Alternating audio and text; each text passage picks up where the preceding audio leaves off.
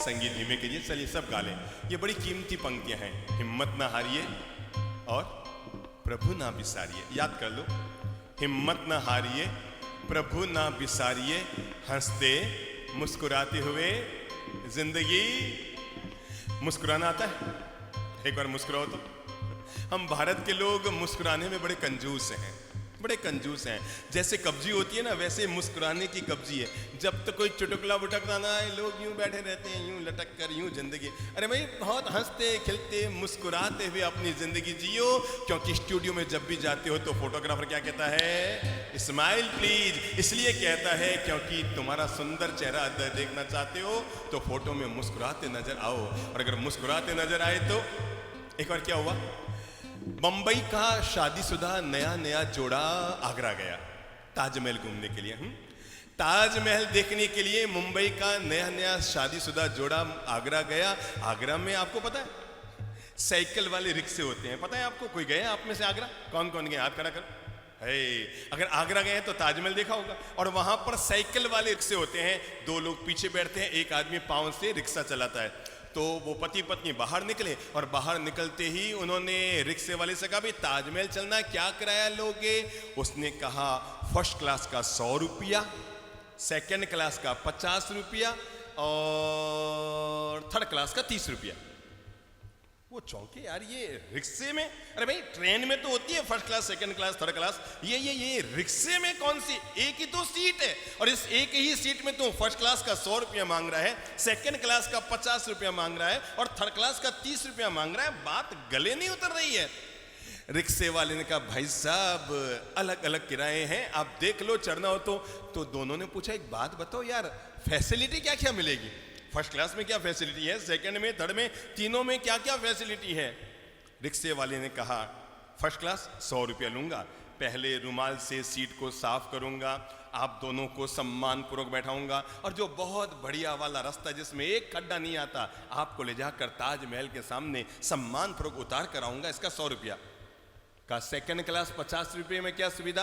गलियों वाले रास्ते से लेके जाऊंगा, आगरा की गलियां, अरे पत्थरों की बनी हुई है, खाया पिया सारा हजम करा दूंगा और ले जाकर ताजमहल के सामने पटक दूंगा।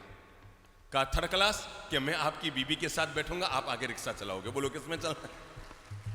तो हम लोग बड़े गजब के हैं, जब तो कोई चुटकुला ना सुने ना हमें हंसी आती नहीं, चलेकर तबीयत से मुस्कुराओ तो, और सब मिलकर गा लो, हिम्मत न हारिए प्रभु ना बिसारिए, हो हिम्मत ना हारिए और प्रभु ना बिसारिए, हंसते मुस्कुराते हुए जिंदगी गुजारिए, हंसते मुस्कुराते हुए जिंदगी गुजारिए, हंसते मुस्कुराते हुए जिंदगी गुजारिए, हंसते मुस्कुराते हुए जिंदगी जिंदगी जिंदगी गुजार। आप सब लोगों के लिए मंगल प्रेम दुआएं शुभकामनाएं। क्रोध का अंत कैसे करें तुरंत, सब बोल लो, क्रोध का अंत कैसे करें तुरंत। शायद हम में से कोई शायद ही ऐसा होगा जिसे थोड़ा या ज्यादा गुस्सा न आता हो। चलो पहले वे लोग हाथ खड़ा करो जिनको लगता है उनको कभी कभी गुस्सा आता है, हाथ खड़ा करो जिनको गुस्सा आता है। सब ऑल, कोई बाकी नहीं रहा, तो मैं भी खड़ा कर दूं, और क्या। जब सबके साथ ही अपन बैठे हैं तो एक बात तय हो गई, सबको गुस्सा आता है। अब वे लोग हाथ खड़ा करो जिनको लगता है उनको हर रोज गुस्सा आता है। इतनी बड़ी तादाद है, हर रोज गुस्सा करते हैं आप लोग, इतनी बड़ी तादाद हो गई।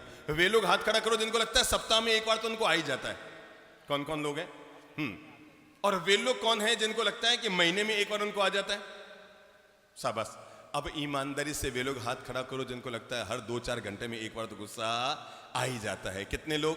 सारे लोग। मैं समझता हूं ये जब आम बीमारी हो गई है, किसी ने रोज में हाथ खड़ा किया, किसी ने सप्ताह में हाथ खड़ा किया, किसी ने घंटे में हाथ खड़ा किया, तो एक बात तय हो गई, गुस्सा हम सबको थोड़ा या ज्यादा आता है। अब वे लोग हाथ खड़ो जिनको लगता है गुस्सा करने का लाभ होता है, हाथ खड़ा करो, देखूं कौन है माई का लाल, जिनको लगता है गुस्सा करने से उनको लाभ मिलता है। नो। अब वे लोग हाथ खड़ा करो जिनको लगता है गुस्सा करने से नुकसान भी होता है। मेरे काकू जी, जब पता है गुस्से से नुकसान होता है तो करते क्यों हो? सबको खबर है कि गुस्सा करने से नुकसान हो रहा है, तो फिर करते क्यों हो? और जब ये आम पता लग गया कि आदमी का गुस्सा, अरे याद रखना, आदमी का पल भर का गुस्सा उसके कैरियर को चौपट कर देता है। आदमी का पल भर का गुस्सा उसके कैरियर को चौपट कर देता है। अरे कोई 24 घंटा भोजन करके शरीर में जो ताकत पाता है, 4 मिनट का गुस्सा उस भोजन की ताकत को खत्म कर देता है। जिन रिश्तों को बनाने में 12 साल लगते हैं, 12 मिनट का गुस्सा उन रिश्तों पर पानी फेर देता है। जिस मिठास को घोलने में पूरी जिंदगी भर तक सेक्रीफाइस करना पड़ता है, आदमी का 2 मिनट का गुस्सा उस सारे सेक्रीफाइस पर पानी फेर देता है। 30 दिन तक मासिक चमन की तपस्या करके व्यक्ति ने साधना की, लेकिन 2 मिनट का गुस्सा 30 दिन के मासिक चमन पे पानी फेर देता है। 40 साल तक किसी ने संयम जीवन का पालन किया, पर अगर गुस्से को न छोड़ पाया तो संयम जीवन उसे परिणाम नहीं दे पाता है। आदमी का गुस्सा,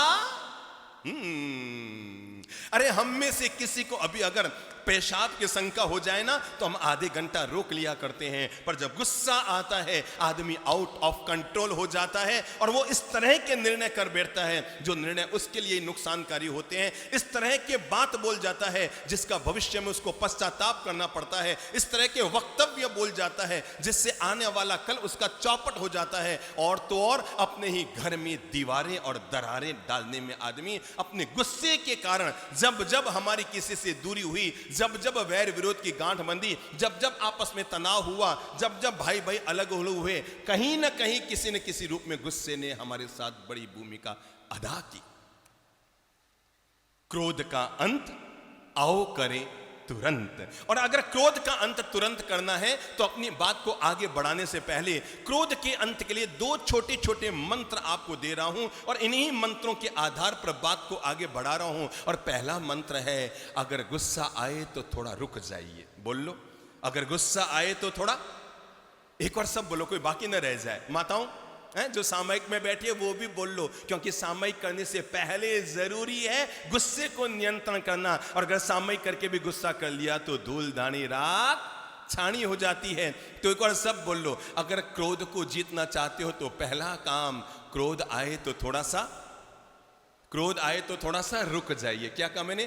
क्रोध आए तो थोड़ा सा रुक जाइए। जिनको थोड़ा गुस्सा ज्यादा आता है वो तो बोल ही लो, रह ना जाए, क्योंकि फिर मौका न मिलेगा अपने आप को सुधारने का। याद रखना, दुनिया में सिर्फ और सिर्फ आप खुद हैं जो अपने आप को सुधार सकते हैं। और जब हम अपने आप को मोटिवेट करते हैं, मैं अपनी जीवन की चूक को ठीक करता हूं, अरे मेरे भाई, हर चीज का परिणाम लौट कर आता है। हम जब जब गुस्सा करते हैं, केवल इतना सा याद रखा करो, भगवान श्री महावीर के श्री चरणों में जिस चंड कौशिक सांप ने डंक मारा था, इतना याद करो वो पिछले जन्म में कौन था। कौन बताएगा? कौन बताएगा? बोलो बोलो बोलो बोलो, हाँ बोलो बहन, कौन था? हैं? साधु था, है ना? कल्पना कीजिए, भगवान महावीर के श्री चरण में जिस चंड कौशिक सांप ने डंक मारा, जिस चंड कौशिक सांप ने भगवान महावीर के श्री चरणों में डंक मारा, कल्पना यह कीजिए कि वो पिछले जन्म में साधु था, पंच महाव्रत साधु। और पंच महाव्रत धारी नहीं, तपस्वी साधु था। कौन सा साधु? तपस्वी साधु था। और कहते हैं जिस दिन उस मुनि का स्वर्गवास हुआ और मरने के बाद वो मुनि चंड कौशिक सांप बने थे, सच्चाई ये है उस दिन उनके 30 उपवास का पारणा था। क्या आप सोच सकते हैं? एक संत मरकर सांप बने, सोच सकते हैं? कि एक संत मरकर बिच्छू बनेगा, सोच सकते हैं? कि एक मासिक चमन की तपस्या करने वाला व्यक्ति मरकर चंड कौशिक सांप बनेगा? आप कल्पना भी कर सकते हैं, पर यह संभव है आपके गुस्से के कारण। और क्यों संभव हुआ? मुनि के मासिक चमन का पालना, शिष्य को साथ लेकर पालने के लिए आहार लेने निकले। शिष्य ने देखा गुरु के पांव के नीचे एक मेंढक आया, मर गया। 10 कदम आगे चलने के बाद शिष्य ने गुरु से कहा, गुरुदेव मैंने पीछे से देखा आपके पांव के नीचे एक मेंढक आकर मर गया है, हिंसा का दोष लग गया है, जीव हत्या का पाप लग गया है। गुरुदेव एक काम कीजिए, आप केवल प्रायश्चित्त कर लीजिए। गुरु ने कहा, चुप, तू मुझे ज्ञान देता है? तू मुझे बताता है मैं प्रायश्चित कर? चुप। चेला चुप हो गया। दोपहर में फिर जब पड़लिहन कर रहे थे तो शिष्य के मुंह से फिर निकल गया, गुरुदेव मैंने आंख से देखा था आपके पांव के नीचे मेंढक मर गया, आपको पता न लगा। गुरुदेव प्रायश्चित कर लो, कहीं आपको दोष लगा न रह जाए। शिष्य ने फिर गुरु को डांट दिया, चेला भी मेरे जैसा रहा होगा रात को प्रतिक्रमण के समय। शिष्य ने वापस अपने गुरुदेव को याद दिलाया, गुरुदेव आप प्रतिक्रमण कर रहे हैं और मैंने अपनी आंख से देखा कि आपके पांव के नीचे मेंढक आकर मर गया। एक बार सुबह चेली ने कहा, एक बार दोपहर में शिष्य ने कहा, शाम को फिर शिष्य लगा रहा। गुरु ने उठाया अपना डंडा और उठा करके शिष्य को मारने के लिए खड़ा हुआ और गालियां निकालते कहने लगे, समझता क्या अपने आप को है, तू मेरा गुरु है कि मैं तेरा गुरु हूं, तू मुझे सिखाएगा। और ये कहते हुए शिष्य को मारने के लिए खड़े हुए। शिष्य तो युवा था, थानक के बाहर भग गया और शिष्य गुरु का सिर टकराया, खंबे से ब्रेन हैमरेज हो गया। मासख्यमण की तपस्या करने वाला पंच महाव्रतधारी संत एक बार इस कहानी को अपने दिलो दिमाग में, अपनी आत्मा में, अपने हृदय में, अपने प्राणों में उतरने दीजिएगा कि जब जब हमारे मन में क्रोध की तरंगें पैदा होती है, जब जब हमारे भीतर कषाय की तरंगें पैदा होती है, जब जब हमारे भीतर वैर विरोध और कटुता की, आक्रोश की तरंगें पैदा होती है, तब तब इस कहानी को अपने जीवन का हिस्सा बनाकर रखिएगा। और तब कहानी ये बताती है, आगमों की सच्ची कहानी ये बताती है कि तब वो गुरु ब्रेन हैमरेज होता है, वहीं प्राण निकलता है और पंच महाव्रतधारी सन्यास वेश को धारण करने वाला, ओगा और मुक्पत्ति हाथ में लेने वाला, और वही संत मरकर एक पल के गुस्से के कारण क्या बना, क्या बना, सब बोलो मुंह से, चंड कौशिक सांप, भयंकर विषधर चंड कौशिक सांप। हर गुस्सा करने वाला आदमी पूरे प्रवचन को बाद में सुनना, 1 मिनट तक, आधा मिनट तक, 10 सेकंड तक, 5 सेकंड तक आंख बंद करके एक बार आत्ममनन करना कि एक मासख्यमण करने वाला संत भी एक पल के गुस्से के कारण मरकर चंड कौशिक सांप बनता है। मैंने कितने जन्मों तक सांप बनने की व्यवस्था कर ली है। मनन करो मनन, अपने आप को निहारो मेरे भाई। जीवन का कल्याण तब नहीं होता जब हम दूसरों को देखा करते हैं, जीवन का कायाकल्प नहीं होता जब हम दूसरों की कमियां निकाला करते हैं, जीवन तब हमारा धन्य नहीं होता जब हम दूसरों की कमियों को देखा करते हैं। जीवन इंसान का तब सुधरता है जब आदमी अपने आप को निहारता है। और कभी कभी जब गुस्सा करो ना, तो बच्चे के गाल पर नहीं, आईने के सामने जाकर खुद के गाल पर चांटा मारा करो, बेवकूफ, फिर तूने एक बार सांप बनने की व्यवस्था की। किसके गाल पर, किसके गाल पर, किसके गाल पर? अपने गाल पर जाकर आईने के सामने जमा के चांटा मारा करो। अरे बुद्धो, एक बार और तूने अगले जन्म को सांप बनाने की व्यवस्था की। एक बार का गुस्सा, एक जन्म में सांप बनने की व्यवस्था। मैंने कहा गुस्सा आए तो थोड़ी देर के लिए रुक जाइए और गलती हो जाए तो थोड़ा सा झुक जाइए, आपकी जिंदगी स्वर्ग बनी रहेगी। गुस्सा आए तो रुक जाइए और गलती हो गई तो झुक जाइए। आई एम सॉरी, मिच्छामि दुक्कडम। भाई साहब, मेरे द्वारा, अरे जरा सोचो, भगवान श्री महावीर तो अपने सबसे बड़े गणधर, सबसे प्रथम शिष्य गौतम को एक शावक से भी सॉरी कहने के लिए, क्षमापना करने के लिए आनंद शावक के घर पर भेज देते हैं और कहते हैं, जा शिष्य जाओ। अरे तुम संत हुए तो क्या हुआ, अरे गणधर हुए तो क्या हुआ, अरे आचार्य हुए तो क्या हुआ, अगर शावक के प्रति भी तुम्हारे द्वारा गलत शब्द का इस्तेमाल कर दिया गया है, अगर तुमने किसी प्रकार के गलत शब्द का प्रयोग कर दिया है, भगवान महावीर अपने सबसे बड़े शिष्य गौतम को कहते हैं, जाओ आनंद शावक के घर पर जाओ और जाकर उसे मिच्छामि दुक्कडम बोलकर आओ। मेरे प्यारे शिष्य, जब तक ये सॉरी न कह दो तब तक मुंह का थूक अपने भीतर भी मत निकलो, क्योंकि तुम नहीं जानते, अरे 1000 वर्ष तक की गई संयम की साधना एक पल के गुस्से में खत्म हो जाया करती है। हंसी की हत्या करने वाला, खुशी को खत्म करने वाला कौन है? कौन है? बोलो तो कौन है? हमारे भीतर पलने वाला गुस्सा। हंसी की हत्या करने वाला, खुशी को खत्म करने वाला, समझदारी को बाहर निकालने वाला और नासमझी को भीतर डालने वाला, अपशब्दों के प्रयोग जोड़ने वाला और आदमी के उन बातों को निकालने वाला जिनको वो सपने में नहीं सोचता है कि मैं बाहर निकालूंगा, उन चीजों को आदमी बाहर निकाल देता है। एक पल का गुस्सा कितना नुकसान पहुंचा सकता है, आपको खुद को याद है। आपका एक पल का गुस्सा कितना आपको नुकसान पहुंचा सकता है, आपको खुद को याद है। इसलिए प्लीज आज हम प्रवचन का आनंद लें, उससे पहले अपने आप को मोटिवेट करने के लिए सत्प्रेरणा लीजिए। हाँ, गुस्सा नुकसानकारी है, है या नहीं है? है। और है तो अब बात की शुरुआत कर रहा हूं एक बड़ी प्यारी सी कहानी से। कारों का सम्राट, इतना शांत प्रकृति का देवता आदमी था जिसकी हद नहीं। और संयोग की बात यह रही कि वो जितना शांत और दैवीय प्रकृति का था, उसका बेटा शहजादा उतना ही गुस्सैल प्रकृति का था। कभी कभी देव पुरुषों के घर में भी कोई ना कोई गुस्सैल बच्चे पैदा हो जाते हैं। और ऐसा ही हुआ। कारों का सम्राट तो देवत्व को जीने वाला, शांति को जीने वाला, समता को जीने वाला, प्रेम और मिठास को जीने वाला, और उसका बेटा उतना ही एक नंबर का गुस्सैल, इतना भयंकर गुस्सैल जिसकी हद नहीं। कहते हैं एक दिन शहजादा नगर में घूमने के लिए गया हुआ था। कोई पौन घंटे के बाद वापस लौट कर आया और आते ही राजसभा में चिल्लाते हुए जोर से बोलने लगा, सम्राट, ये तौहीन है, ये अपमान है, ये मेरा अपमान है। आज मैं नगर में घूमने गया, आपके अमुक ऑफिसर के बच्चे ने मुझे सड़क पर गाली निकाली। मैं चाहता हूं उसे ऐसी सजा दी जाए, उसे ऐसी सजा दी जाए, उसे ऐसी सजा दी जाए कि आने वाले 100 साल तक नगर का बच्चा बच्चा याद रखे। क्या हुआ? कहानी ध्यान में आ रही है? शहजादे को किसी ऑफिसर के बच्चे ने सड़क पर गाली निकाल दी। शहजादे का गुस्सा 7वें आसमान पर चढ़ गया। आया राजसभा में और चिल्लाते हुए अपने ही पिता को कहने लगा, अरे उस बच्चे को और उसके परिवार को ऐसी सजा दो कि आने वाले 100 साल तक भी लोग क्या करें, क्या करें, क्या करें, याद रखे। सम्राट भौचक्का रह गया, दैवीय प्रकृति का आदमी, पर बेटे का गुस्सा 7वें आसमान पे चढ़ा हुआ था।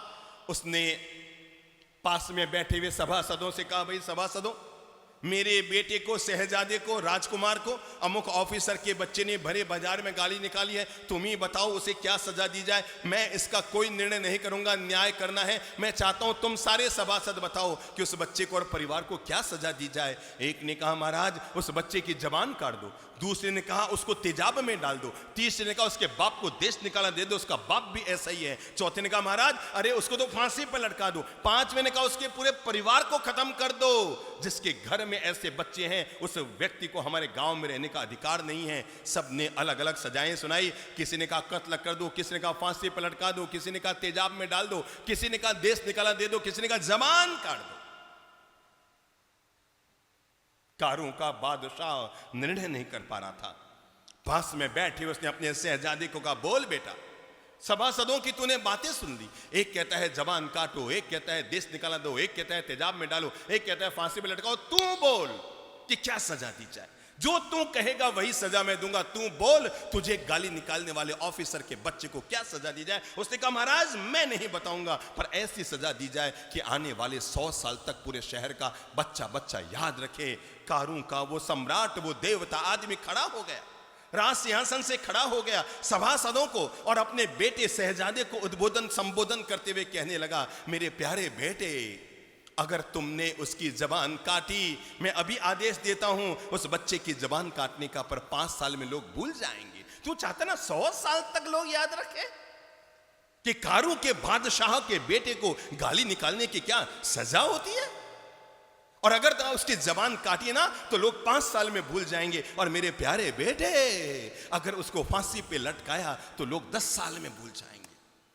और अगर उसके पूरे परिवार को देश निकाला दिया तो लोग 15 साल में भूल जाएंगे। मेरे प्यारे बेटे, अगर उसके पूरे घर और कुल को फांसी पे लटका दिया तब भी लोग 20 साल में भूल जाएंगे कि क्या बात हुई थी। पर अगर तू चाहता है कि 100 साल तक ये शहर वाले याद रखे, हाँ महाराज, ऐसी सजा दो कि 100 साल तक ये शहर वाले याद रखे। कारों के बादशाह ने अपने शहजादे को अपने पास बुलाया, सिर पे हाथ रखते हुए कहा, ले बेटा, अब मैं सुनाता हूं वो सजा कि 100 साल तक पूरा देश तुम्हारे इस सजा को याद रखेगा कि कारों के बादशाह के शहजादे को गाली निकालने का परिणाम क्या मिलता है। इधर आ बेटा, इधर आ। शहजादा गुस्से में तमाया हुआ था, उधर अपने पिता के पास पहुंचा और तब पिता ने कहा, ले बेटा, अब मैं बताता हूं वो सजा और ऐलान तू कर। और अगर तू चाहता है कि 100 साल तक ये शहर तुझे याद रखे तो तू एक काम कर, तू खड़ा हो और खड़ा होकर उस बच्चे की गलती को माफ कर दे। 100 साल तक शहर तुम्हें याद करेगा। अगर तूने उस बच्चे की गलती को माफ कर दिया तो पूरा शहर 100 साल तक नहीं 1000 साल तक भी याद करेगा कि इतने बड़े बादशाह के बेटे ने भी उस बच्चे की गलती को माफ कर दिया। याद रखना, दुनिया में दंड देने वाला कभी महान नहीं होता है। जब भी कोई महान होता है तो दूसरों की गलतियों को माफ करने वाला महान हुआ करता है। मेरे भाई, जो गलती करके सुधर जाए उसे इंसान कहते हैं। सब बोल लो, जो गलती करके सुधर जाए उसे इंसान कहते हैं, पर जो गलती पर गलती करे उसी को नादान कहते हैं।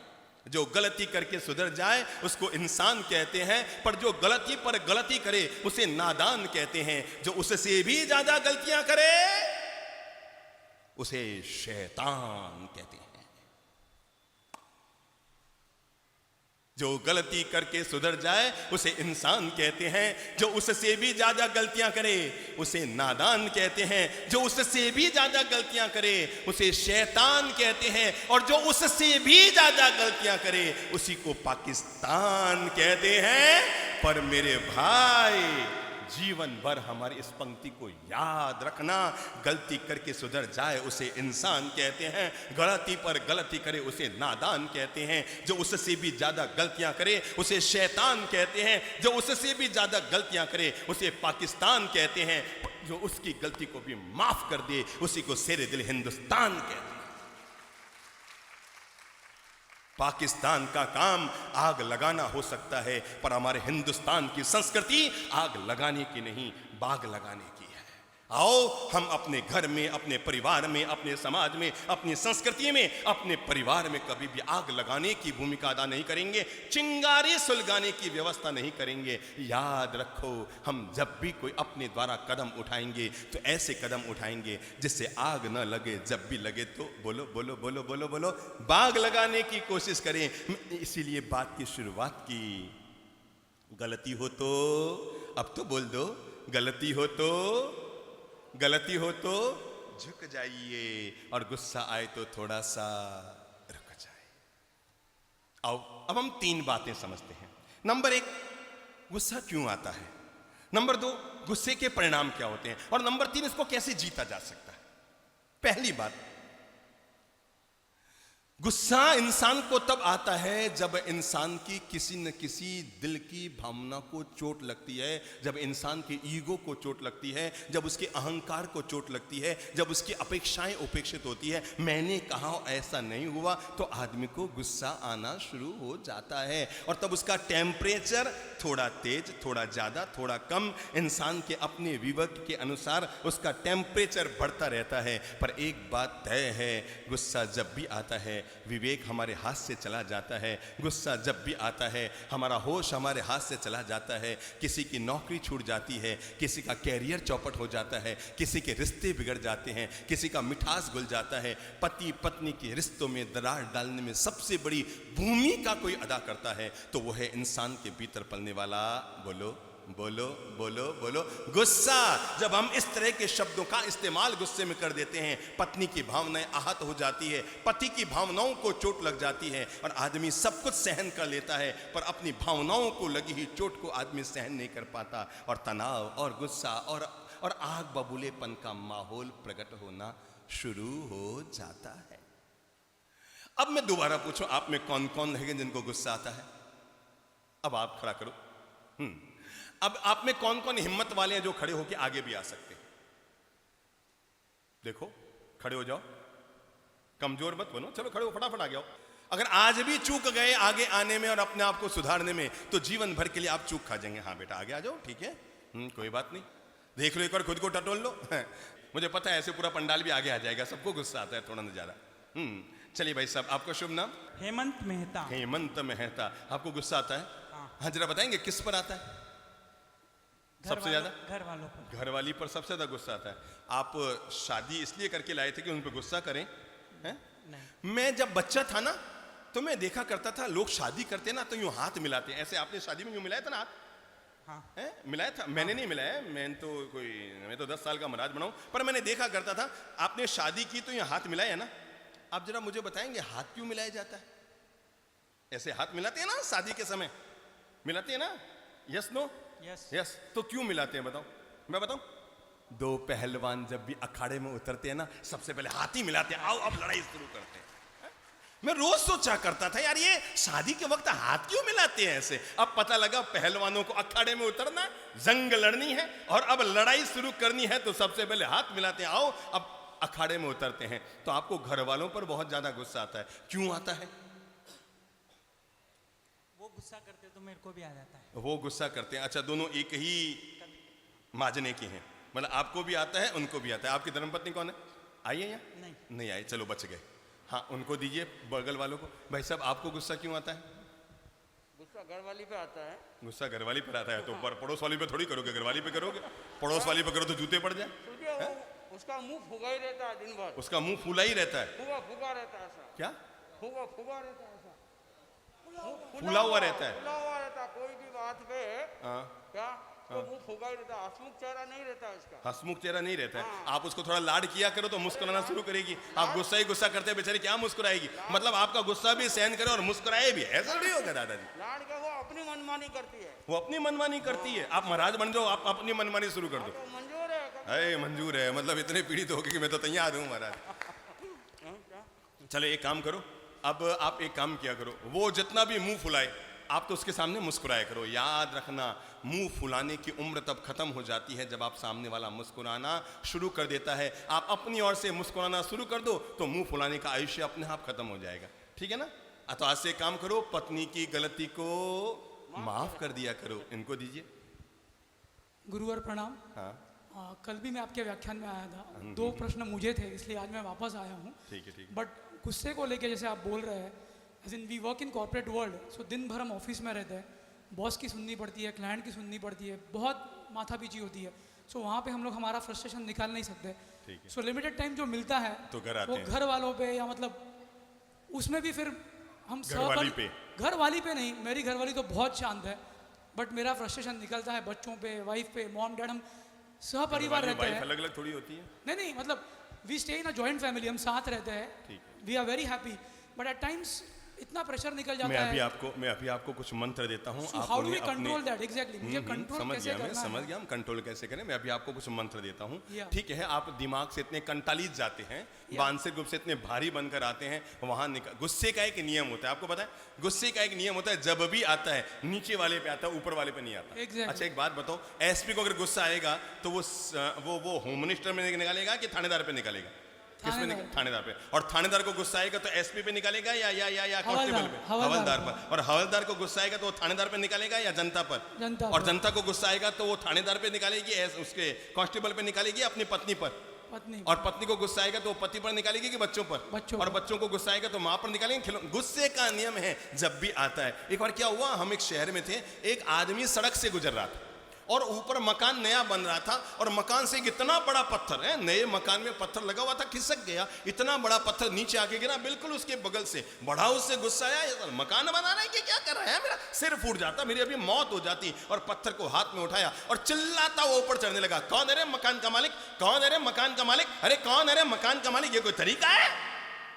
1 मंजिल चढ़ा, 2 मंजिल चढ़ा, तीसरी मंजिल पर 120 किलो का एक पहलवान यूं दंड मुदगर कर रहा था। उसने कहा, बोल क्या काम है? वो घबराया, उसने कहा नहीं कुछ नहीं साहब, आपका पत्थर नीचे गिरा हुआ था, वापस देने के लिए आया हूं। तो गुस्से का नियम है, जब भी आएगा नीचे वाले पे आएगा, ऊपर वाले पे नहीं आने का। तो तय है कि आपका घर वालों पर आएगा। अब आप अपने बॉस पर तो गुस्सा करने से रहे। पर एक बात अभी मैं बताता हूं आपको इसका मंत्र। हाँ प्रभु जी, आपको गुस्सा क्यों आता है दादाजी? तो स्टाफ पर आता है, वो लोग बराबर काम नहीं करते तो गुस्सा आ जाता है। थोड़ा प्रेम से करा लिया करो मेरे भाई। ध्यान रखो, महीने में एक बार सुधारने के लिए कभी गुस्सा कर लो तो अलग बात है, पर बार बार आप गुस्सा करेंगे, उस धन का क्या करेंगे, उस परिवार का क्या करेंगे, जिससे आप बार बार गुस्से में आकर आपके मन की कषाएं उत्तेजित होती है, आपकी भाव दशाएं खराब होती है, अपना भावांतर बिगड़ता है। ये तो आप कौन से धर्म के अनुयायी हैं? जैन है ना? तो इतना सा तो आपको याद ही होगा कि चंड कौशिक सांप पिछले जन्म में है। अरे मेरे भाई, भगवान श्री कृष्ण शिशुपाल की 99 गलतियों को माफ कर सकते हैं। भगवान श्री कृष्ण शिशुपाल की 99 गलतियों को माफ कर सकते हैं और भगवान महावीर अपने कान में कीले ठुकवा सकते हैं। हम अपने स्टाफ की 2-4 छोटी मोटी गलतियों को माफ करने का बड़प्पन तो दिखा ही सकते हैं। महीने में एक बार गुस्सा करोगे ना, स्टाफ पर प्रभाव पड़ेगा। बार बार करोगे वो भी वाटरप्रूफ हो जाएंगे। दीजिए, अगलों को दीजिए। आपको गुस्सा आता है? किस पे आता है? अभी तो माँ के पेट से निकल के आया और गुस्सा करना भी शुरू कर दिया। आज के टाबर पता नहीं कहां से ये सब सीख के आते हैं। माताएं बहनें आती है, 3 साल का टाबर, कितने साल का? 3 साल का टाबर, अभी तक पूरा खड़ा नहीं होता। बाप जी घणो जिद्दी, बाप जी घणो गुस्सा करे। अरे मैं सोचता हूँ यार, अभी तक ये पेट से निकला ही नहीं है, तब ये हालत है, बड़ा होने पे क्या होगा? आपको क्यों आता है गुस्सा बेटा? मैं कोई काम गलत करता हूँ तो मेरी मम्मी मुझे डांटती है तो गुस्सा आता है। अच्छा, आपकी मम्मी आपको डांटते तो गुस्सा आता है, मतलब आप चाहते हैं आप अपनी मम्मी को डांटेंगे? गलती करने पर तो डांटती है, नहीं तो थोड़ी डांटती है। गलती करने पर डांटते हैं, ऐसे थोड़ा डांटते हैं। तो एक काम किया करो ना, जैसे ही मम्मी आपसे गलती हो जाए ना, मम्मी को झट से बोल दिया करो, मम्मी सॉरी। और सॉरी कहते हैं मामला रफा दफा हो जाता है। हाँ प्रभु जी, और कौन बोलेंगे? मुझे खुद को ही मालूम नहीं है कि मेरे को गुस्सा क्यों आता है। आने के बाद पता चलता है कि मैंने गुस्सा किया है। पर आता जोरदार है ना, बहुत जोर से आता है। बहुत जोर से आता है। मेरे भाई एक काम किया करो, जब जब गुस्सा आए ना तो अपने ही गाल पर एक जोरदार चांटा टिका लिया करो। 7 बार चांटा खाएंगे, 8वीं बार मेरे भाई इसलिए गुस्सा आता है क्योंकि हम आउट ऑफ कंट्रोल हो जाते हैं। हम सबको तो कंट्रोल में करना चाहते हैं, बच्चों को कंट्रोल में करना चाहते हैं, पत्नी को कंट्रोल में करना चाहते हैं, परिवार को कंट्रोल में करना चाहते हैं, पर सबसे बड़ी भूल ये होती है हम अपने आप को कंट्रोल करना नहीं जानते हैं। कंट्रोल है जैसे सामने भीड़ आई, आपकी गाड़ी चले, क्यों ब्रेक लगाती है ना। जब जब गुस्सा आए तो अपने आप को मोटिवेट कीजिए, अरे जीवड़ा कंट्रोल कंट्रोल कंट्रोल। और आप जैसे ही बार बार अपने आप को मोटिवेट करेंगे कंट्रोल, और आप पाएंगे 5 बार अगर आपने आप को कंट्रोल कंट्रोल कंट्रोल किया ना, आप अपने आप को कंट्रोल करने में समर्थ हो जाएंगे। सोचो आप क्या दुनिया को जीत पाएगा वो इंसान जो अभी तक अपने आप को भी नहीं जीत पा रहा है। वो इंसान क्या दुनिया को जीतेगा जो अपने आप को नहीं जीत पा रहा है। और एक बात तय है, जब जब गुस्सा करते हैं आपका मन दुखी होता है, दिमाग भारी होता है, टेंशन होता है, भूख मिट जाती है, खान पान खत्म। बताओ क्या मिलेगा इससे? आज से नियम ले लो, जिस दिन गुस्सा करूंगा उस दिन नमक नहीं खाऊंगा, बस। ठीक है? जिस दिन गुस्सा करूंगा ना, पत्नी पर, बच्चों पर, परिवार पर करो ना, पर जिस दिन गुस्सा किया उसके अगले दिन 24 घंटे नमक नहीं खाऊंगा, नहीं खाऊंगा। पक्की बात, पक्की बात। बस 10 दिन में आपका गुस्सा किया, गुस्से का बाप भी छूट जाएगा। ठीक है? अगले को दीजिए। हाँ हम गुरुदेव, हाँ बेटा। मुझे अपने मम्मी पे कभी कभी गुस्सा आ जाता है और टीचर पे। मम्मी पे गुस्सा आ जाता है, टीचर पे गुस्सा, दोनों भगवान की तरह है। आप उन पे गुस्सा करते हैं। मम्मी ने आपके लिए बहुत बड़ी भूल की जो आपको पैदा किया है ना, इसलिए पैदा किया कि वो आपके गुस्से को सहन करे। कान पकड़ो, चांटा खाओ खुद के गाल पर, हाँ ऐसे जोर से। आज से मम्मी पर गुस्सा नहीं करने का, ठीक है ना? मम्मी पर गुस्सा किया ना तो एक आंख वाली पत्नी आएगी, सोच लेना, ए सुधर जाओ आज से। ठीक है बेटा, आपको गुस्सा क्यों आता है? हर छोटी चीज पे गुस्सा आता है। हर छोटी चीज पे किसी को आप नहीं छोड़ते हैं? नहीं। हर छोटी चीज पे? हाँ। अच्छी बात है कि बुरी बात है? सोचो बेटा, सोच सोच कर सोचो। अभी तो आप अपने घर में हैं, एक दिन आप किसी और के घर में जाएंगे, यहाँ तो आपकी मम्मी है। मैंने सोचा मैं शादी नहीं करूंगी। इसलिए क्योंकि गुस्सा आता है इसलिए? नहीं, नहीं तो ऐसी मुझे शादी नहीं करनी है। शादी नहीं करनी है? तब तो आप बहुत सुखी रहोगे बेटा।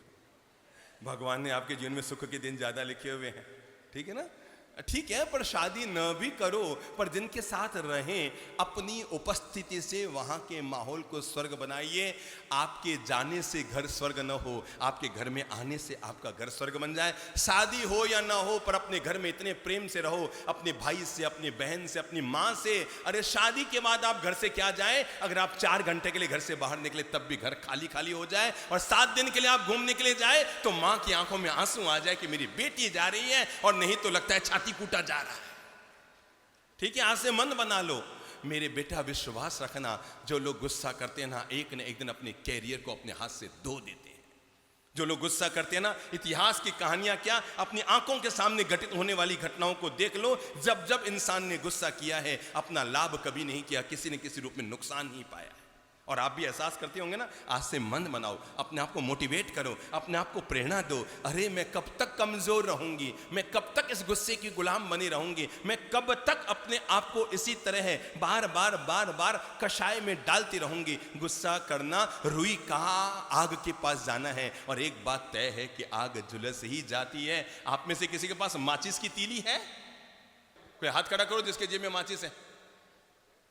वो शर्म के मारे हाथ खड़ा नहीं कर रहा है। गुरुजी पूछेंगे माचिस क्यों रखता है? ठीक है, लोग बड़े चौकन्ने होते हो, कईयों के जेब में होगी, पर अगर माचिस है तो लाओ, तो आओ, लाओ लाओ लाओ लाओ। चलिए काम करते हैं, अपन माचिस की तीली से जीवन का पाठ सीखते हैं। ये माचिस की तीली, अच्छा इसके अंदर क्या है जरा बताओ तो। अब लो इस माचिस की तीली को, अब क्या है इसके अंदर? देखो देखो देखो, नीचे पूरा शरीर और ऊपर क्या है? माचिस का, तीली का सिर। ठीक है, ये है तीली का सिर और ये है उसका शरीर। अब जरा एक बात बताओ, ये माचिस के इसके घर्षण लगेगा तो ये जलेगी कि नहीं? जलेगी ना। पर इतना सा याद रखो, माचिस की तीली की तरह ही हमारा शरीर है। ये माचिस की तीली का सिर है, इसमें भी बारूद भरा है, और हमारे शरीर के सिर में भी क्या भरा है? क्या भरा है? बोलो बोलो बोलो, क्या भरा है? जोर से बोलो। बारूद भरा हुआ है। माचिस को थोड़ी सी घर्षण लगती है, आग लग जाती है। हमारे सिर में भी बारूद भरा है, थोड़ा सा घर्षण लगता है, हम आग बबूले हो जाते हैं। कितना गजब है भाई हमारी जिंदगी में। बेडरूम में तो एसी लगा है, और बेडरूम में सोने वाले आदमी के दिमाग में हीटर लगा है। कितना गजब है।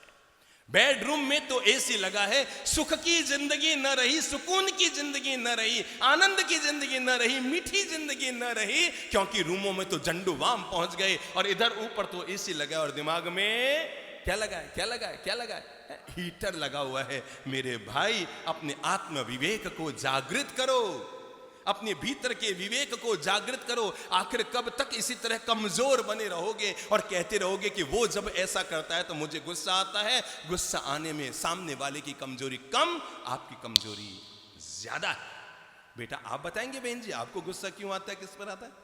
जब कोई भावनाओं को ठेस पहुंचाता है। जब कोई भावनाओं को ठेस पहुंचाता है। अच्छी बात है, मैं इनके परिजनों को कहना चाहूंगा, प्लीज इनकी भावनाओं को ठेस न पहुंचाए। पर आपसे जरूर कहना चाहूंगा, भावनाएं तो भावनाएं होती है, लोगों का तो काम होता है कि हमारी भावनाओं की परीक्षा लेना। अब आप परीक्षा में पास होते हैं कि फेल होते हैं, ये तो आपको ही निर्णय करना पड़ता है। लोग कहते हैं मेरी पत्नी को, अभी 2 दिन पहले मेरे पास एक महानुभाव आए, कहने लगे बाप जी गुस्सा अरे ऐसा आता है। मैंने क्यों आता है? अरे मेरी पत्नी बहुत जिद्दी है, और मुझे कहने लगे बाप जी गणेश को मिली 2, एक रिद्धि और सिद्धि।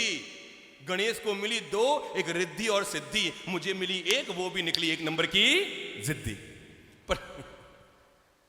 पर ठीक है, मैं आपके अंतर आत्मा को मोटिवेट करना चाह रहा हूं, प्रेरित करना चाह रहा हूं। आज से ही अपने आप को प्रेरित कीजिए। मैं चंद्रप्रभ जी महाराज से प्रेम करता हूं, मैं ललित प्रभ महाराज से प्रेम करता हूं, मैं उनके विचारों को सुनता हूं। क्या मैं अपने आप को रूपांतरित नहीं कर सकता? क्या मैं अपने आप को, अरे भाई आपके सामने तो वातावरण बनता ही क्या होगा, ईन मीन गीन 3-6 लोग घर में रहते हैं, हम तो समाज में जीते हैं, एक एक गांव में रहते हैं, तरह तरह के लोग मिलते हैं, तरह तरह के लोगों का सामना करना पड़ता है। कभी कोई कुछ बोलता है, कभी कुछ सोचता है, सबके साथ जीना पड़ता है। लेकिन हमें पता है सामने वाला जो भी हो, मुझे अपना ध्यान रखना है हर हालत में, हर हालत में। अगर आप स्माइल के साथ जिएंगे तो आज नहीं तो कल, कल नहीं तो परसों सामने वाले के गुस्से को नियंत्रण करने में सफल हो जाएंगे। और विश्वास रखो मेरी अच्छी बहन, भावनाओं को चोट जिंदगी में सबको लगा करती है। सीता की भावनाओं को भी चोट लगी होगी, द्रौपदी की भावनाओं को भी चोट लगी होगी, अरे और तो और चंदन बाला की भावनाओं को भी चोट लगी होगी, मीरा की भावनाओं को भी घर वालों ने चोट पहुंचाई होगी। लेकिन इन चोटों को सहन कर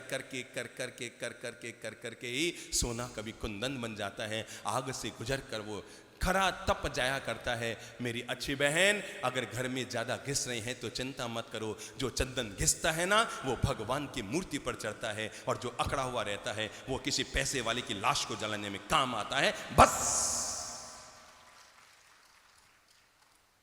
सुधरने का अवसर है आपके पास, मेरे पास, हम सबके पास। अपने आप को ठीक करने का अवसर है।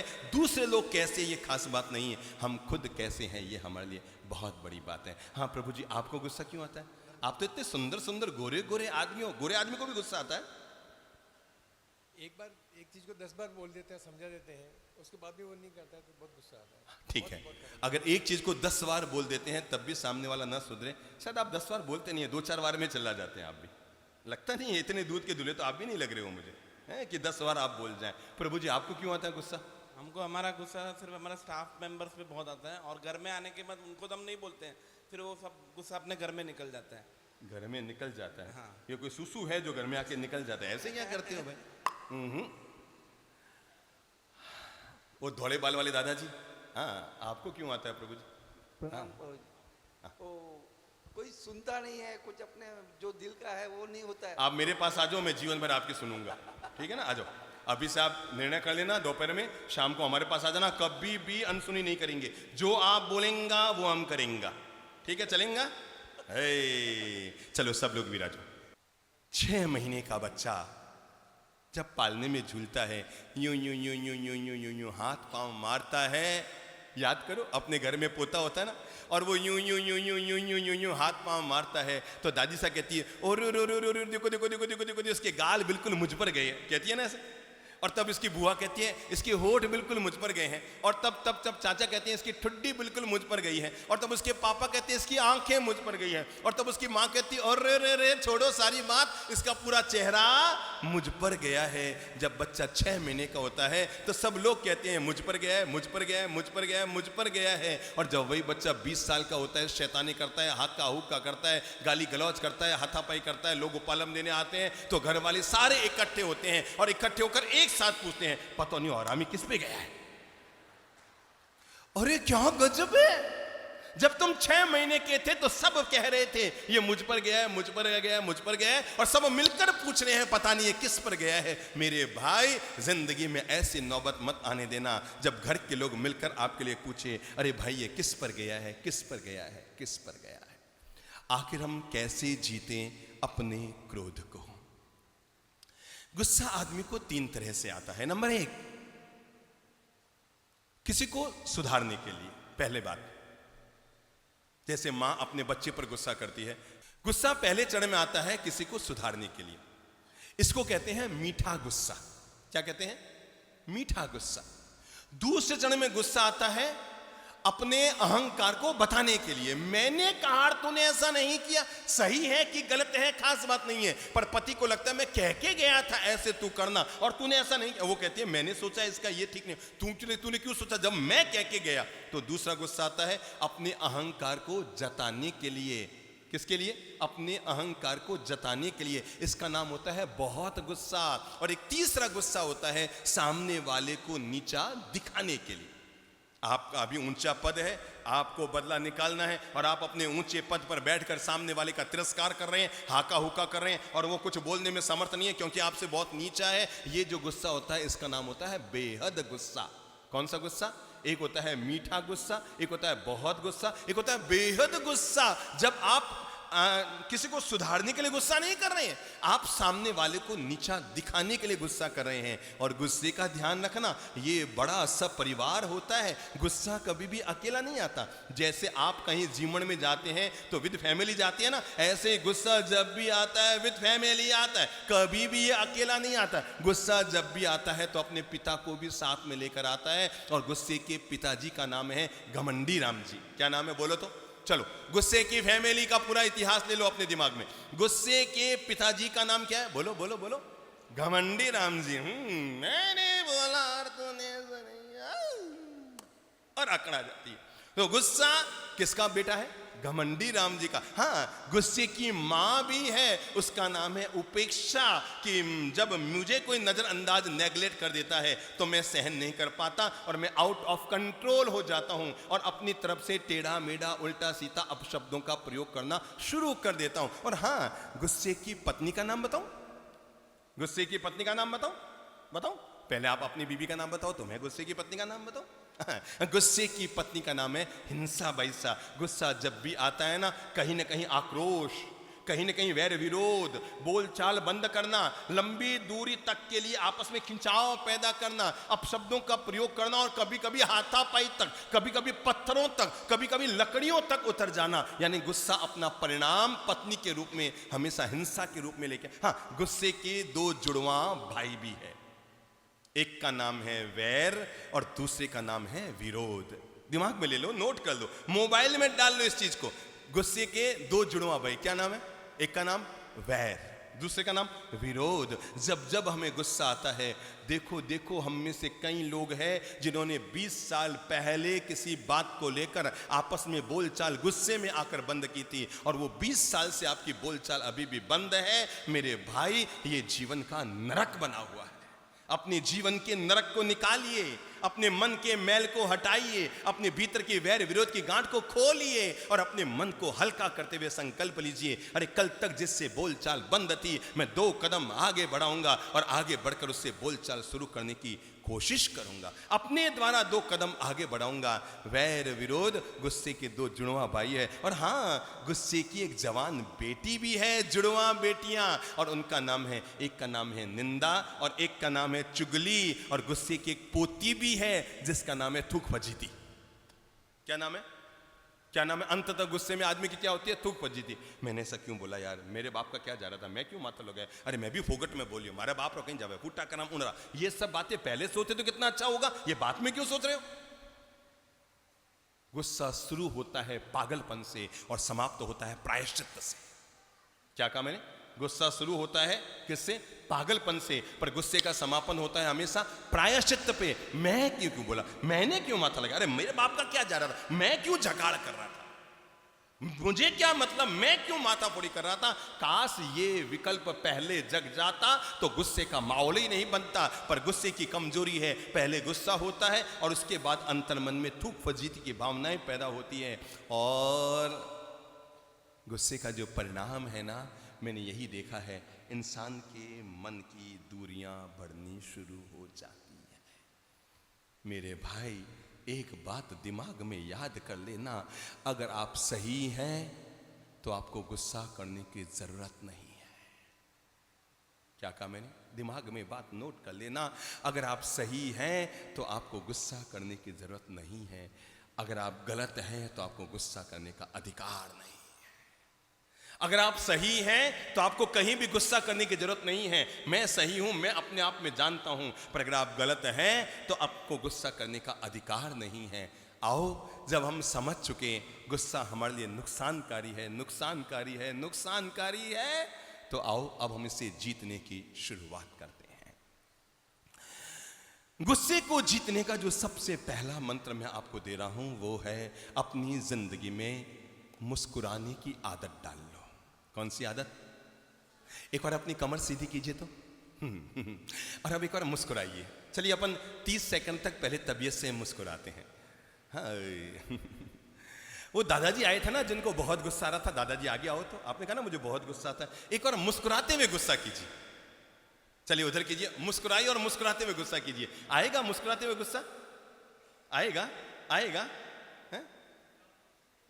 हाँ, वो कहते हैं यार गुस्सा करे तो मुंह पत्ती तो निकाल दो, बैठ जाओ बैठ जाओ बैठ जाओ। मैं आपको ये अनुरोध करना चाह रहा हूं, जब जब हम मुस्कान को अपने जीवन का हिस्सा बना लेंगे, तब तब गुस्सा सामने वाले ने किया नेगलेक्ट कर दो, ठीक है, बोल दिया, कह दिया।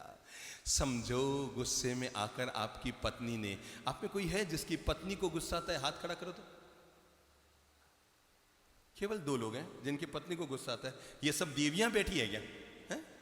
ये सब देवियां बैठी है। और अगर आपकी पत्नी को गुस्सा आता है ना, तो आपके लिए मैं मंत्र दे रहा हूं, और मंत्र इतना सा है, अगर गुस्से में आकर पत्नी कह दे तुम तो जानवर हो, जानवर, क्या कह दे? क्या कह दे? तुम तो जानवर हो, जानवर, तो बुरा मत मानना, मुस्कुरा कर बोलना, अरे भाई तू कितना अच्छा अच्छा शब्द ढूंढ कर लाती है। वो चलेगी, हैं मैंने आपको जानवर कहा और आप मुस्कुरा रहे, अरे भाई तूने बात ही ऐसी मुस्कुराने की कही, तू मेरी जान, मैं तेरा वर, अपन दोनों मिले तभी तो क्या हुए। उपेक्षा के वातावरण को मुस्कान में बदलना, गलत वातावरण को मुस्कान में बदलना, किसी के अपशब्दों को मुस्कान में बदलना, क्रोध के माहौल को मुस्कान में बदलना, यही तो जीवन जीने की कला है। कि सामने वाला विवेक खो बैठा है, वो अपशब्दों का प्रयोग कर रहा है। गुस्से में आकर पत्नी ने कह दिया मैं तो पीहर चली जाऊंगी, बस घबराना मत, झट से अंदर जाना, और एक सूटकेस उठाना, 4 साड़ियाँ, 4 कपड़े, थोड़े गहने फटाफट डाल करके, क्योंकि अमृत सिद्धि योग पहली बार आया है आपके जीवन में। वो गुस्से में कह रही है मैं पियर चली जाऊंगी, आप तो यही चाह रहे थे ना, और वो योग आ गया है। झट से तैयार करके सूटकेस ला के देना, पता नहीं मन कब बदल जाए। सूटकेस ला के देना, लो मैंने सूटकेस तैयार कर दी, पधारो सा। और वो और गुस्सा आएगा, और गुस्से में तिल मिलाएगी, देखो मैं जा रही हूं। तो कहना बेटे चिंता मत करो, मैंने ओला बुक कर दी है, नीचे आ रही है। मैंने तुम्हारे लिए ओला भी बुक कर दिया, वो नीचे आ रही है। और वो गुस्से में तमतमाती हुई सूटकेस हाथ में लेकर नीचे उतरेगी, ओला सामने आएगी, और जैसे ही ओला का दरवाजा खोलो उससे पहले मुस्कुरा कर कहना, अरे भाई तुम पीहर चले जाओ, नो प्रॉब्लम। वो कहेंगे जा रही हूं, कहना हाँ, आराम से जाओ, तुम पीहर जाओ, बच्चों को ननिहाल भेज दूंगा, मैं ससुराल चला जाऊंगा, रहेंगे अपन साथ साथ बस। आप पाएंगे उसका गुस्सा गायब। वो कहेंगे हर समय ऐसे ही करते रहते हो बस आप तो, और सूटकेस लेके सीधी वापस अंदर। हाँ, ओला का 25 रुपया कट जाएगा वो अलग बात है, पर मामला सुधर जाएगा।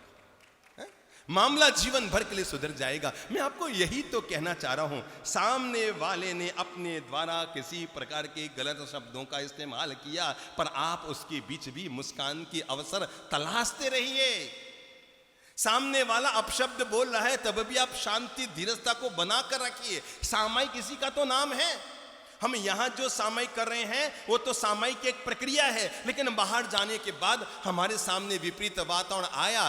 विपरीत वातावरण आना ये पार्ट ऑफ लाइफ है, लेकिन विपरीत वातावरण को मुस्कुरा कर पार करना, इसी का नाम आर्ट ऑफ लाइफ है। किसी ने हम पर गुस्सा किया, ये पार्ट ऑफ लाइफ है, जीवन का हिस्सा है। सामने वाले ने टेढ़ा बोल दिया। सुकरात की पत्नी आपको मालूम है बहुत भयंकर गुस्सैल थी। मैं आपको बता दूं, जिनकी पत्नियां गुस्सैल होती है वो बड़े किस्मत वाले लोग हुआ करते हैं। जिनकी पत्नियां गुस्सैल होती हैं वो बड़े किस्मत वाले लोग होते हैं। क्यों? क्योंकि उनको संत बनने की जरूरत नहीं है। उस पत्नी के साथ रहना बहुत बड़ा संत जीवन है। उनको संत बनने की जरूरत नहीं। संत बनने पर तो साल में 2 बार लोच होती है, उसकी तो घर में बेचारे की रोज ही लोच होती रहती है, ठीक है ना।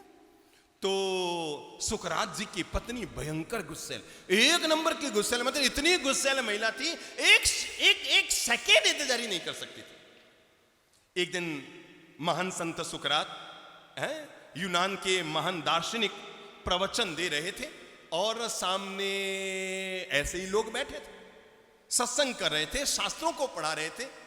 पत्नी ने घर में अंदर खाना बनाया, बाहर हॉल में बैठे वो प्रवचन दे रहे थे कि पत्नी ने आकर चलते प्रवचन में कहा, सुनो जी खाना बन गया, खाना हो तो खा लो। अरे उन्होंने कहा यार शिष्यों को उद्बोधन दे रहा हूं, सत्संग कर रहा हूं, शास्त्र पढ़ा रहा हूं, मतलब 10 मिनट में आ रहा हूं। पत्नी अंदर गई, 2 मिनट इंतजारी किया। उसके कहां इंतजारी, वो तो बिल्कुल आग का शोला थी, और वापस आई चिल्लाते हुए, खाना खाना है क्या, नहीं तो कुत्तों को डाल रही हूं। और उसने कहा 2 मिनट में आ रहा हूं यार। 3 मिनट बीते नहीं, वो आउट ऑफ कंट्रोल हो गई। गुस्से में आदमी आउट ऑफ कंट्रोल हो जाता है। अंदर गई, पानी का घड़ा लेकर आई। ठंड तो वैसे भी तेज थी, अंदर से पानी का घड़ा लाई और लाकर सुकरात जी के सिर पर गुड़ गुड़ गुड़ गुड़ गुड़ गुड़ गुड़ गुड़ गुड़। पूरे सुकरात जी पानी से नहा गए, कपड़े भीग गए, और वो चिल्लाती हुई, पांव पटकती हुई अंदर चली गई। और तब कुछ शिष्यों ने खड़े होकर कहा, भगवान आप भी कैसे हो, अपनी पत्नी को कुछ बोलते नहीं हो? ये इस तरह अभद्र व्यवहार कर रही है, पहले चिल्ला कर गई और ये ठंड में आप पर पानी डाल कर गई, आप कुछ बोलते नहीं हो? सुकरात जी ने झट से माहौल को अपने हाथ में लेते हुए कहा, अरे भाई तुम नहीं जानते मेरी पत्नी बहुत अच्छी है। क्या कहा? मेरी पत्नी बहुत अच्छी है। अरे ये तो सावन और भादवे के उस बादलों की तरह है जो पहले गरजते भी हैं और उसके बाद बरसते भी हैं। मेरी पत्नी पहले गरजती और उसके बाद बरसती भी है। हर हालत में जो व्यक्ति मन के अनुकूल। एक बार क्या हुआ, विपरीत वातावरण को मुस्कान में कैसे तब्दील की जाए और मुस्कान से माध्यम से बिगड़ते हुए माहौल को कैसे ठीक किया जाए, एक पति पत्नी में झगड़ा हो गया। बढ़ता गया। झगड़े का नियम होता है सड़क के खड्डे की तरह। जैसे पानी में सड़क पर अगर कोई बरसात के मौसम में एक छोटा सा खड्डा पड़ गया, धीरे धीरे क्या होगा, बड़ा भी होगा और गहरा भी होगा। उस गड्ढे का नियम है, पानी अगर बरसना शुरू हो गया है सावन के महीने में, यानी मुंबई के हिसाब से जुलाई के महीने में अगर बरसातें होनी शुरू हो गई है, तो जो छोटे गड्ढे होते हैं ना, वो पानी के बरसने से बड़े भी हो जाते हैं और गहरे भी हो जाते हैं। और गुस्से में भी हमारे साथ ऐसे ही होता है, वो पानी ऐसा बरसता है, आग ऐसी बरसती है भीतर से, उसका बड़ा गजब का होता है। कुत्ते में और गुस्से में बहुत आपस में एक रूपता है, पर फर्क इतना सा है, कुत्ता जब भी भौंकता है तो अपरिचित पर भौंकता है, पर गुस्से में आदमी जब भी भौंकता है तो परिचित पर भौंकता है। देखा होगा ना आपने, हैं? कुत्ता जब भी गली में भौंकता है, कोई अपरिचित आए तो भौंकता है, पर गुस्से में आदमी बोला ना, मैं बाहर नहीं करता, घर में आके करता हूं, अपने परिचित पर भौंकना शुरू कर देता है। पति पत्नी में तकरार हुई, दरार हुई, दूरियां बढ़ी, तनाव बढ़ा, और थोड़े ही दिनों में जो एक दूसरे के लिए जान बने हुए थे वे जानलेवा बन गए। जो एक दूसरे के क्या बने हुए थे? जान बने हुए थे, वे जानलेवा बन गए, और फैसला हो गया कि हमें तलाक लेना है। पत्नी का ठीक है, मैं भी जी लूंगा तेरे बिना, तू क्या समझती है? पत्नी ने कहा मैं क्या, मैं नहीं जी सकती, मैं भी जी लूंगा। दोनों ने तलाक का फैसला किया, न्यायालय में आए। ये यहां पर न्यायाधीश महोदय बैठे हैं, चलिए इन्हीं से बात शुरू करता हूं। हाई कोर्ट के न्यायाधीश यहां बैठे हैं, इन्हीं के पास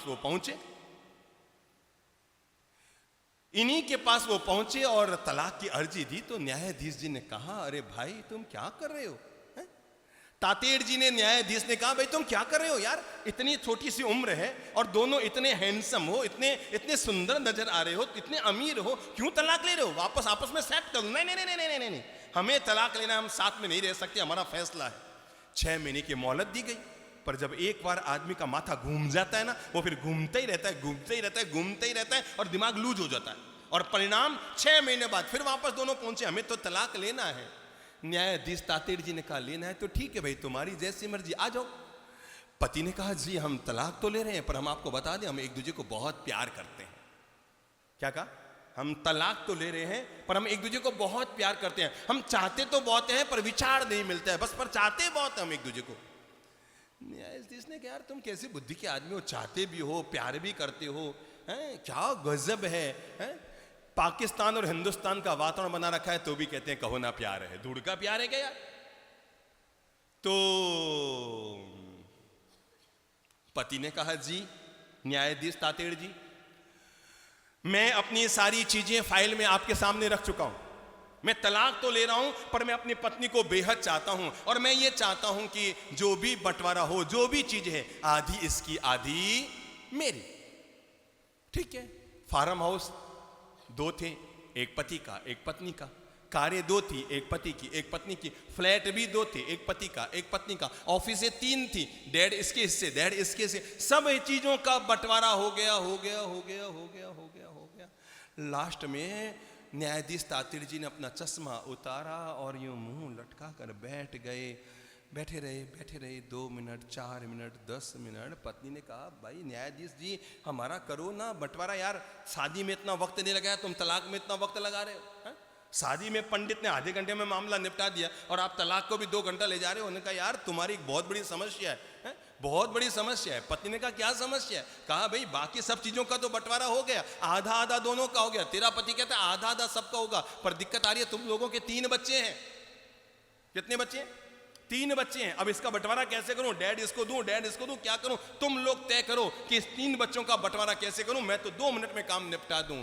पत्नी झट से गई पति के पास, मौके की तलाश कर रही थी, मिलने की इंतजारी कर रही थी, मुस्कुराने की शुरुआत करने वाली थी, मन के मैल को खत्म करने वाली थी। गई अपने पति के पास, गले में हाथ डाला, मुस्कुराते हुए कहा, चलो पहले घर चलते हैं, पहले न्यायाधीश की समस्या मिटाते हैं, उसके बाद तलाक लेते हैं।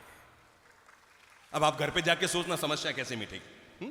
पहले घर चलते हैं, ये न्यायाधीश के सामने जो समस्या आ गई है 3 बच्चों वाली, इस समस्या को मिटाते हैं, 3 के 4 करते हैं, उसके बाद आकर फिर तलाक लेते हैं। मैं आपको यही तो अनुरोध करना चाह रहा हूं। माहौल तो बिगड़ेंगे, माहौल तो गरमाएंगे, आक्रोश के वातावरण बनेंगे, क्रोध का वातावरण बनेगा, तनाव का वातावरण बनेगा, आपको अपमानित करने का वातावरण बनेगा, आपके ईगो को चोट लगने का वातावरण बनेगा। लेकिन इन सबके बीच भी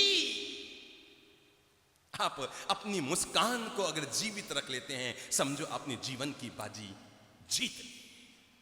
अगर इन सब के बीच भी आप अपने भीतर की मुस्कान को जीवित रखते हैं, समझो आपने अपनी बाजी जीत ली। मैंने इसलिए आपको कहा पहला काम कीजिए, अपने क्रोध को कम करने के लिए, अपने क्रोध को नियंत्रण में करने के लिए, अपने गुस्से को अपने काबू में लेने के लिए पहला काम कीजिए, अपने भीतर मुस्कुराने की आदत को बढ़ा लीजिए।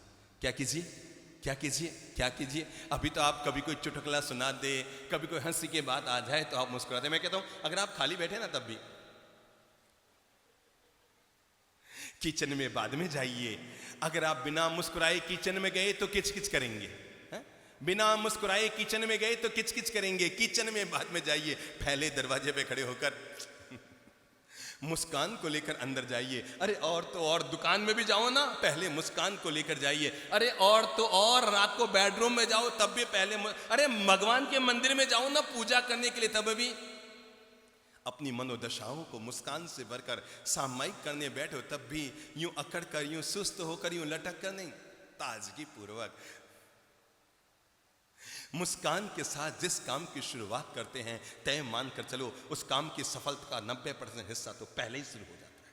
जैसे ही आप जिस किसी काम को अपन स्टूडियो में जाते हैं ना, फोटोग्राफर कहता है स्माइल प्लीज, क्यों कहता है?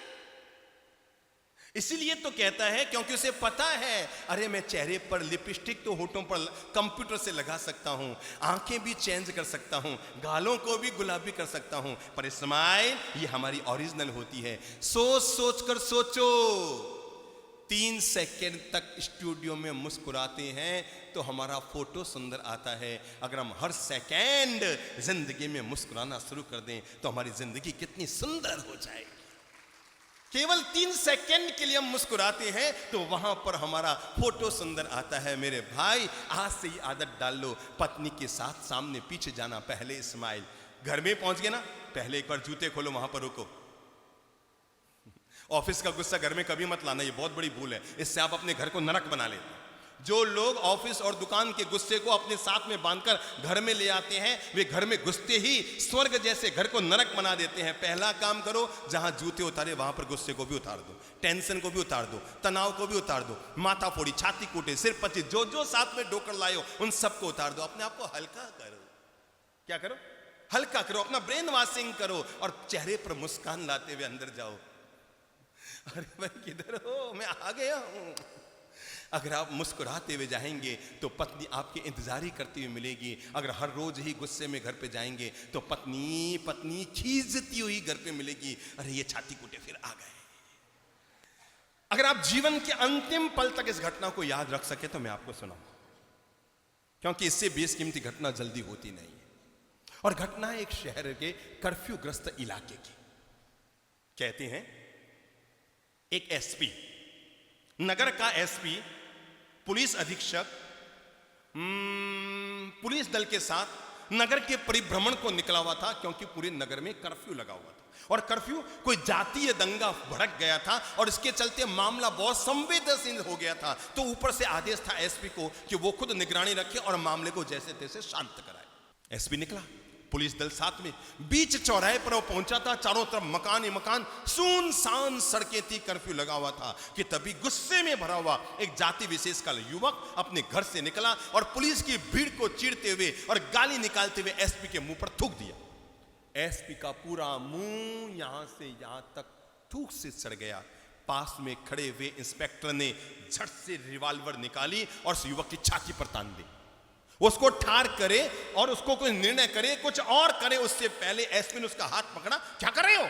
उसने कहा सर इस युवक ने आपके मुंह पर थूका, इसको अभी ठार कर देते हैं, समझता है क्या अपने आप को? एसपी ने कहा ठहरो, हाथ नीचे किया, कहा पिस्तौल को रिवॉल्वर को अंदर डालो। रिवॉल्वर को अंदर डलवाई, कहा तुम्हारे जेब में रुमाल है? उसने कहा यस सर, ये लीजिए रुमाल। और ये कहते हुए रुमाल निकाला। एसपी ने रुमाल हाथ में लिया, चश्मा उतारा, चेहरे पर से रुमाल से थूक को पहुंचा, रुमाल को फेंका, चश्मा वापस पहना, कहा चलो आगे चलते हैं। इंस्पेक्टर ने कहा सर इसने थूका। एसपी ने मुस्कुराते हुए कहा इंस्पेक्टर, जीवन भर एक बात को याद रखना, जो काम जिंदगी में रुमाल से निपट सकता है उसके लिए कभी रिवॉल्वर का प्रयोग मत कर।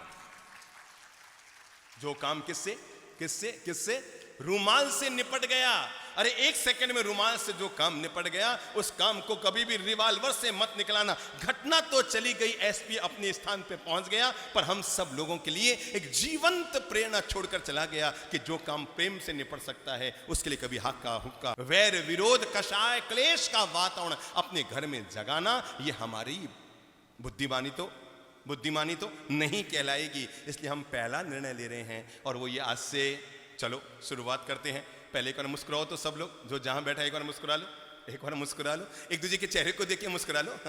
देखो देखो क्या आ रहा है, कितनी खुशी आ रही है ना। सोचो हम 15 सेकंड यूं मुस्कुरा रहे हैं तो कितना खुशियों से लबालब भर गए हैं। अगर हम हर सेकंड यूं ही मुस्कुराएंगे, पत्नी को देखते ही, अरे मेरे भाई सुबह आंख खुले ना और पास में पत्नी भी बैठी हो ना, तो यूं यूं सीधे मत देखो, पहले मुस्कान से उसका स्वागत करो। बेडरूम से बाहर आई, सामने जेठानी आ रही है, सीधे यूं तने तने आगे पीछे मत निकल जाओ, मुस्कान से नमस्ते दीदी, प्रणाम, सुप्रभातम, क्या कह लो, सुप्रभातम, क्या बोल लो। सुबह उठते ही सब एक दूसरे को सुप्रभातम जरूर बोलिया करो, क्योंकि सुप्रभातम में जीवन का मिठास छिपा है, सुप्रभातम में जीवन का आनंद छिपा है, सुप्रभातम में जीवन का सौभाग्य छिपा है, सुप्रभातम में जीवन में मिठास और प्रेम छिपा है। क्योंकि सुप्रभातम का सु हमें कहता है हमारा जीवन सुंदर हो। लो दिमाग में लो, सुप्रभातम कितने अक्षर, सुप्रभातम, सुप्रभातम का सु हमें कहता है हमारा जीवन सुंदर हो। सुप्रभातम का प्र हमें कहता है हमारा जीवन प्रसन्नतापूर्ण हो। सुप्रभातम का भा हमें कहता है जीवन हमारा भाग्यशाली हो। सुप्रभातम का त हमें कहता है जीवन हमारा तनाव रहित हो। और सुप्रभातम का म हमें कहता है जीवन हमारा मंगलमय हो। ताली बजाते हुए एक दूसरे को बोलो सुप्रभातम। और दिन की शुरुआत ही हम करेंगे सुप्रभातम से कि जीवन सुंदर हो, प्रसन्नतापूर्ण हो, भाग्यशाली हो, तनाव रहित और बोलो बोलो बोलो मंगलमय। और जहां पर इंसान सुप्रभातम के साथ ही अपनी मनोदशाओं को मंगलमय बना लेता है, प्रसन्नतापूर्ण बना लेता है, सुंदर सरस बना लेता है, तनाव मुक्त बना लेता है और दिन की शुरुआत मुस्कान से कर लेता है। दिन में 24 घंटे उसको किसी हालत में गुस्सा नहीं आ सकता है। और हाँ, अगर आप मुझसे दूसरा उपाय पूछना चाहें गुस्से को जीतने के लिए, तो मैं कहूंगा अगर आप खड़े हैं तो बैठ जाइए। क्या कहा मैंने? गुस्सा आ रहा है, पर अगर आप खड़े हैं तो क्या कीजिए, क्या कीजिए, तत्काल बैठ जाइए झट से। क्योंकि आप कोई भी अब निर्णय कर सकते हैं, कुछ भी आक्रोश आ सकता है, आप कुछ भी बोल सकते हैं, आप कुछ भी हाथ से कोई तरह का गलत काम कर सकते हैं, आप अपना भी नुकसान कर सकते हैं, सामने वाले का भी कुछ भी आप कर सकते हैं। तो झट से अपने आप को कंट्रोल करके एक काम कीजिए, झट से जहां खड़े हैं तत्काल बैठ जाइए झट। और लगता है बैठने पर भी आप तिल मिला रहे हैं, आप गुस्से को सहन नहीं कर पा रहे हैं, आपके भीतर आग बबूलापन है, तो आप लेट जाइए। आपको लगता है तब भी आप गुस्से को सहन नहीं कर पा रहे हैं, फ्रिज खोलिए और ठंडे पानी की बोतल निकालिए, गट गट गट गट गट गट गट गट गट गट गट खुद पर पूरी की पूरी मुंह में डाल लीजिए, सिर पे डाल लीजिए, पर एक बार ठंडे हो जाइए। लगता है सामने वाले को देखकर अभी भी आप तम रहे हैं, तो प्लीज घर को छोड़कर बाहर निकल जाइए, कहीं घूमने फिरने चले जाइए, अरे किसी दोस्त के घर पे चले जाइए, कहीं भी और कोई जगह ना मिले तो ललित प्रभ चंद्र महाराज के पास आ जाइए, पर अपने गुस्से को मिटाने के लिए तत्काल फैसला कर लीजिए, दिशा को मोड़ दीजिए। क्या कीजिए? अपने अंतर्मन की दिशा को, निमित्त को मोड़ दीजिए। इस निमित्त से अभी गुस्सा आया, क्योंकि आप गुस्से में केवल सामने वाले का नुकसान नहीं करते, उससे कहीं ज्यादा गुस्सा तो उस दिया सलाई की तरह है जो जलती तो है दूसरे को जलाने के लिए, पर दिया सलाई हमेशा याद रखे, तुम दूसरों को तभी जला पाओगे जब पहले बोलो बोलो बोलो बोलो, बुद्धि लगाओ, वाक्य बनाओ। दिया सलाई सावधान, तुम सोच रहे हो कि मैं दूसरों को जलाऊंगी, पर याद रखना दिया सलाई दूसरों को तभी जला पाती है जब पहले खुद को जलना पड़ता है। हमारी जिंदगी ऐसी है, आप सोचते हैं मैं गुस्सा करके दूसरों की जिंदगी में आग लगा रहा हूं, हाँ, उसके तो बाद में आग लगेगी, आपके दिमाग में आग पहले लग जाएगी, आप पहले गुस्से में भर जाएंगे और आपकी स्थिति उस गर्म तवे की तरह हो जाएगी। आपको पता है गरम तवे पर पॉपकॉर्न क्यों उछलता है बताओ तो? ये गरम तवे पर पॉपकॉर्न क्यों उछलता है बताओ तो? क्यों उछलता है गरम तवे पर पॉपकॉर्न? मैं बताऊं आपको? आज एक काम करना, घर में तवे को गरम करना और आप खुद जाके उस पर बैठ जाना, पता लग जाएगा पॉपकॉर्न क्यों उछलता है। आज ये प्रयोग करके देख लेना। गुस्सा, आपका दिमाग गुस्से में गरम तवे की तरह होता है, जो बैठता है वो उछल जाता है और उसको नुकसान पहुंचाता है। आज ही आप जला के देख लेना और खुद जाकर बैठना, दम दम के साथ उछलोगे, अरे पता लग जाएगा गरम तवे पर पॉपकॉर्न क्यों उछलता है। मैं अभी बेंगलोर के पास चित्रदुर्गा में था, एक लड़का, एक छोटा सा, ये जो बैठा ना 8 साल का बच्चा, ऐसे एक बच्चा, हम उसके घर में थे और मेरे सामने वो फ्रीजर से ठंडा पानी निकाल कर लाया, इतना ठंडा कि बाहर उसमें पानी की बूंदें निकल कर आ रही थी स्टील के लोटे में से, और लाकर मुझे कहता है गुरुदेव। मैंने कहा बोलो। है बाप जी एक बात बताओ, ये ठंडे पानी से क्या गर्म किया जा सकता है? मेरा माथा चकराया। मैंने कहा यार ये तो इतनी बुद्धि मुझ में भी नहीं है कि ठंडे पानी, नहीं आप बताओ। और मैंने कहा भाई ठंडे पानी से हर चीज ठंडी होगी। अरे दूध में डालोगे दूध ठंडा हो जाएगा, किसी भी चीज में डालोगे वो चीज ठंडी हो जाएगी। जब भी डालोगे ठंडा पानी जिसमें भी डालोगे वो चीज तो है ठंडी हो जाएगी। नहीं आप बताओ, ये इतने ठंडा पानी से भी कुछ गर्म हो सकता है? मैंने कहा बेटा इम्पॉसिबल, ठंडे पानी से कुछ गर्म नहीं हो सकता। पास में उसके दादाजी बैठे थे, उसने झट से वो पानी उनके सिर पे डाला, वो चले क्या कर रहा है, उसने कहा देखो उनका माथा गर्म हो गया। मेरे भाई कुछ मत करो, जिस आप अभी मुस्कुरा रहे हैं ना, हमारे चेहरे को याद कर करके, हमारी बातों को याद कर करके, हमारे बोल को दिमाग में, अनमोल बोलों को दिमाग में घर कर करके, अपने दिमाग की कोशिकाओं में उनको ला करके, और जब जब वक्त आए इन बातों को याद कर करके अपने गुस्से को शांत शांत शांत करते रहना। वो चंद्रप्रभ जी महाराज का एक बहुत प्यारा वाक्य है ना, और वो है कि घर पे जाके लिख दो, घर पे जाके लिख दो, हे जी अब तो शांत रहे। क्या है? हे जी अब तो शांत रहे। चंड कौशिक ने जब भगवान श्री महावीर के श्री चरण पर डंक मारा था, तो भगवान महावीर ने उसे एक ही वाक्य कहा था, हे चंड कौशिक, हे जीव शांत शांत शांत, अब तो शांत, अब तो शांत, अब तो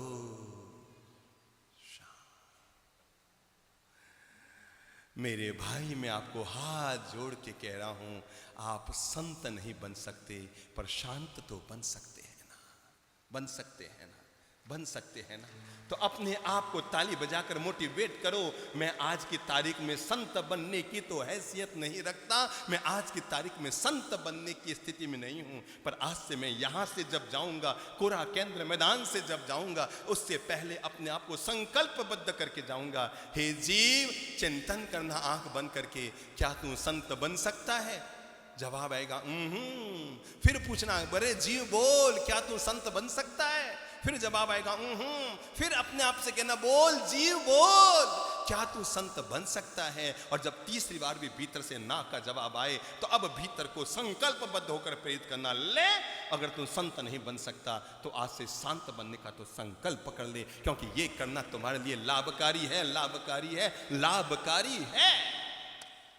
संत नहीं बन सकता पर शांत बनने का भी नियम ले ले। और तीसरा जो मैं निवेदन कर रहा हूं वो है, थोड़ा सा एक आदत डाल लो, और वो है क्षमा करने की आदत, नेगलेक्ट करने का। ठीक है, कर दिया, आपने कहा पत्नी को ऐसा कर देना, ना कर पाई, कोई बात नहीं, नेगलेक्ट कर दो। छोटे मोटे अशुभ वातावरण को आप जितना नेगलेक्ट करेंगे, आप जीवन में उतना सुखी रहेंगे। ठीक है, बोल दिया, हो गया, कह दिया, ऐसे नहीं कहना चाहिए था, पर बोल दिया, कोई बात नहीं, नो प्रॉब्लम, नेगलेक्ट कर दो। आपका कहना मान लिया, अच्छी बात है, नहीं कहना माना तो नो प्रॉब्लम। आप छोटी छोटी बात को लेकर माथा फोड़ी मत कीजिए। और हाँ, अगर कर सकते हैं ना तो स्वयं को सरोवर की तरह बना लीजिए। क्या कीजिए? सरोवर की तरह। एक आदमी जलती हुई लकड़ी को लेकर जा रहा है और जाकर कह रहा है मैं समुद्र में आग लगा दूंगा। सफल होगा कि असफल? अपने आप को शांत सरोवर, शांत समुद्र बना लो। सामने वाला जलती हुई लकड़ी भी लेकर आ रहा है, आग बबूला भी होकर आ रहा है। अशुभ वातावरण तो बन सकता है जिंदगी में, यहां से बाहर निकलते ही आपके सामने कोई अशुभ वातावरण आ सकता है, लेकिन तब आपकी जब कसौटी हो तब भी आप मैं सरोवर हूं, वो जलती हुई लकड़ी आया है। याद करो, जलती हुई लकड़ी, इतना मोटा लकड़ा आया है जलता हुआ, उसे सरोवर में डालेंगे, सरोवर में आग लगेगी। या बोलो बोलो बोलो बोलो बोलो बोलो बोलो, क्या होगा? क्या होगा? सरोवर में आग लगेगी, तालाब में आग लगेगी, नदी में आग लगेगी, समुद्र में आग लगेगी। क्या होगा? क्या होगा? लकड़ी बस अपने आप को शांत समुद्र, शांत नदी, शांत सरोवर, शांत झील बना दो। सामने वाला चिल्लाता हुआ आ रहा है, हो अल्लाह करता हुआ ठीक है। और जब वो चिल्ला के शांत हो जाए, लो भैया एक गिलास शरबत पी लो। क्या कर लो? शरबत पी लो। इसको कहते हैं गरम तवे पर पानी डालना, चू तवा ठंडा हो गया। हाँ, अगर आप एक काम और कर सकते हैं तो जरूर कीजिए। आपके क्रोध को शांत करने के लिए वो है थोड़ा सा मौन रखने की आदत डाल लीजिए। कौन सी आदत? जैसे मैं सुबह 8 से 9 मौन रखूंगा, या दोपहर में 1 से 2 मौन रख लूं, या रात को 8 से 9 मौन रखूंगा। कोई भी 1 घंटा अगर आप मौन रहने की आदत डालेंगे तो उस दौरान जो अशुभ घटनाएं आपकी घटी है, आप उन अशुभ घटनाओं से 1 घंटा तो बचे हुए रहेंगे। कितनी देर तक? उस 1 घंटे के दौरान जो भी अशुभ वातावरण या घटना आपके सामने घटित हुई है, आप उस घटना से बचे हुए रहेंगे। और हाँ, गुस्सा जब भी करो ना, चौघड़िया को देख के, आप चौघड़िया समझते क्या होता है? चौघड़िया इधर में चलता है चौघड़िया, या और कुछ चलता है? शुभ, लाभ, अमृत, और उसमें फिर रोग, चल, काल, ये सब तरह के होते हैं ना, चौघड़ी होते हैं ना, है अशुभ, है सब तरह के होते हैं। तो आप एक काम किया करो, जब भी गुस्सा करो ना, चौघड़िया देख के किया करो। किसको देख के? चौघड़िया देख के। जैसे समझो किसी के जेब में चौघड़िया है क्या? चौघड़िया रखते हैं आप लोग, समझते होंगे ना चौघड़िया है। तो अभी देखो तो कौन सा युग है? देखो देखो देखो, गुस्सा आए तब आप कभी भी देख लेना, जब भी आप गुस्से में चौघड़िया निकाल कर देखेंगे, उसमें अशुभ, काल, मृत्यु और या फिर चल, इसी तरह का चौघड़िया होगा, तो उसको कहना भैया 10 मिनट 2 मिनट ठहरो, 1 घंटा ठहरो, मेरा चौघड़िया अभी बदलना है। मैं गुस्सा करता हूं पर मुहूर्त को निकाल के करता हूं, गुस्सा करता हूं पर मुहूर्त को निकाल के करता हूं। अगर 2 कदम और आगे बढ़ा सको तो चलो 1 कदम आगे बढ़ाते हैं। अपन सप्ताह में 1 दिन गुस्से का उपवास करते हैं। यह सबसे सरल उपाय बता रहा हूं। आपसे मासक्षमण नहीं होता, आपसे 15 उपवास नहीं होते चातुर्मास में, आपसे 28 नहीं होती प्रदूषण में, अरे आपसे तेला नहीं होता संवत्सरी का, तो एक काम करो, जिससे नहीं हो पाता है तेला वो भी कदम बढ़ाओ। अरे नहीं कर पाए तेला पर मिटा देंगे झमेला, न कर पाए जीवन में तेला पर मिटा देंगे जीवन का झमेला। और ये निर्णय ये करो, सप्ताह में 1 दिन उपवास करेंगे। क्या करेंगे? सप्ताह में, केवल सप्ताह में 1 दिन उपवास। कितना? केवल सप्ताह में 1 दिन उपवास। और उपवास में क्या करेंगे? क्रोध का उपवास। सुबह खड़े हुए, जैसे समझ लो आपको सोमवार का उपवास करना है, आपको मंगलवार का उपवास करना है, आपको बुधवार का उपवास करना है, कोई भी वार, जो वार आपको आपके देवी देवताओं के अनुकूल लगता है, आपके गुरु के अनुकूल, भाई गुरु जी का करना है गुरुवार को कर लो, शिव जी का, दादा गुरुदेव का करना है अपने क्या नाम सोमवार को कर लो, और अगर गणेश जी का करना है मंगलवार को या शनिवार को कर लो, शनि जी का करना है शनिवार को कर लो, जिसको जो रुचि हो एक वार अपना तय कर लो। सप्ताह में 1 दिन मैं उपवास करूंगा। और उस दिन आज मैं देखता हूं कौन कौन लोग ये उपवास शुरू करते हैं। सप्ताह में 1 दिन उपवास। कौन सा उपवास? बोलो बोलो, कौन सा उपवास? भोजन का नहीं, मलाई खाना, रसगुल्ले खाना, चमचम खाना, राजभोग खाना, दाल रोटी खाना, दाल बाटी चूरमा खाना, जो इच्छा हो सो खाना। प्लीज किसी का माथा मत खाना। क्या मत खाना? किसी का माथा मत खाना। और उस माथा मत खाने की शुरुआत कर दो। और वो है, मैं 24 घंटा सुबह उठते ही सूर्योदय के साथ संकल्प करो, मैं संकल्प करता हूं आज मैं उपवास करूंगा। हे प्रभु, आपकी आज्ञा से, आपकी साक्षी में, आपकी आज्ञा से मैं आज संकल्प कर रहा हूं, मैं 24 घंटे तक गुस्सा नहीं करूंगा, नहीं करूंगा, नहीं करूंगा। ये मेरा उपवास है, ये मेरी प्रतिज्ञा है, ये मेरी प्रतिज्ञा है। और तय मानकर चलो, अगर आपके उपवास है और सामने बादाम की कतली राजभोग आगे, आप खाएंगे कि नहीं? नहीं खाएंगे ना। उपवास है, नहीं खाएंगे। ऐसे ही क्रोध का उपवास है, सामने वाला आ गया, गुस्से पे उतर आया और वो चिल्ला रहा है, उसे कह दो भैया मेरा आज गुस्सा नहीं करूंगा यार, आज गुरुवार है, गुरु जी का व्रत है। क्या है आज? क्या है आज? गुरु जी का व्रत है, आज मैं गुस्सा नहीं करूंगा। वो कहना है कि नहीं मैं अभी, अरे भाई बोला ना, अभी नहीं बोलूंगा भैया मैं, प्लीज कल बात करेंगे। वो कह नहीं मुझे अभी का भी। तो उसको कह देना ठीक है भैया, तुझे बहुत जल्दी जवाब चाहिए ना, कल सुबह 7 बजे आ जाना, पारना तेरे पे ही कर लूंगा। भाई गुस्से का पालना तो करना पड़ेगा ना। कल सुबह 7 बजे घर पे आ जाना, आज मेरे गुरुवार का गुरु जी का उपवास है गुस्से का। सोमवार को गुस्सा मत करना क्योंकि सप्ताह का पहला दिन है। मंगलवार को मरई गुस्सा मत करना क्योंकि ये मंगल का दिन है, इस दिन अमंगल मत करना। और बुधवार ना बाबा ना, इस दिन तो गुस्सा बिल्कुल ही नहीं करने का क्योंकि बुध को मत करो युद्ध, बुध को मत शुरू करो युद्ध। और गुरुवार कौन बेवकूफ होगा जो गुरुवार को गुस्सा करेगा, ये तो गुरु जी का वार है, गुरु जी को वार को गुस्सा नहीं करने का। और शुक्रवार ये तो शुक्राना अदा करने का वार है, शुक्रवार तो गुस्सा कोई हालत में नहीं। और शनिवार सावधान, शनिवार को गुस्सा किया तो शनि आप पर हावी हो जाएगा, इसलिए शनिवार को गुस्से को नहीं करने का। और रविवार तो छुट्टी का दिन है, गुस्से की छुट्टी। सोमवार को भी नहीं, मंगलवार को भी नहीं, बुधवार को भी नहीं, गुरुवार को भी नहीं। और कम से कम सप्ताह में एक दिन के लिए अपने आप को हम मोटिवेट कर सकते हैं, मैं गुस्सा नहीं करूंगा, मैं गुस्सा नहीं करूंगा, मैं गुस्सा नहीं करूंगा। अंतिम जो मैं आपको संकल्प देना चाहता हूं वो है, हम जब भी बोलेंगे मिठास से बोलेंगे। अंतिम से जब भी बोलेंगे सकारात्मक बोलेंगे, मिठास से बोलेंगे, प्रेम से बोलेंगे, शांति से बोलेंगे, इतने माधुर्य से बोलेंगे कि सामने वाला जो भी है पानी पानी हो जाए। ओह, आपको पता है ये आपको अब शब्द बोलता है, आपके लड़ने के लिए आया तभी, पधारो साथ, स्वागत है, पधारो प्रभु जी, बहुत खुशी आप पधारिया, अरे मारो 1 किलो खून बढ़ियो। क्या बोलो, मालूम है कि ये खून जलाने आया तब भी आप उसको चला के कहो भैया मेरा 1 किलो खून बढ़ गया है, बहुत मिठास से बोलो। तेरह पंथ के एक आचार्य हुए, आचार्य बीखण जी, क्या नाम था, आचार्य बीखण जी। एक बार उनके पास युवक आया, वो प्रवचन दे रहे थे और एक युवक आया और आकर के उनके सिर पर ठोले मारने लगा। बीखण जी फिर भी शांत रहे, मुस्कुराते रहे। कुछ शिष्य पास में बैठे थे, श्रावक पास में बैठे, उन्होंने युवक को पकड़ा और उसकी धुनाई करनी शुरू की। तो आचार्य बीखण जी ने कहा, अरे भाई इसको तुम क्यों धुनाई कर रहे हो, क्यों मार रहे हो? अरे महाराज जिसने आपके सिर पर ठोला मारा, तो ठोला मारा तो इसमें मारने की कहां जरूरत है? लगता है ये युवक मुझे गुरु बनाने के लिए आया है। क्या कहा?